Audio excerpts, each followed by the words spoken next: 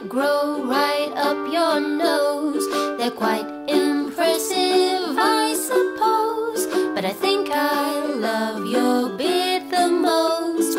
Some are big and some are small, and some men don't have one at all.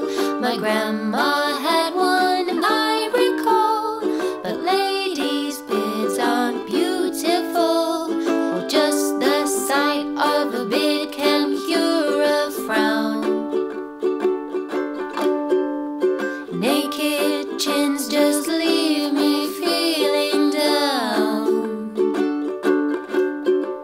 Oh, if your beard was mine to kiss, I just don't think I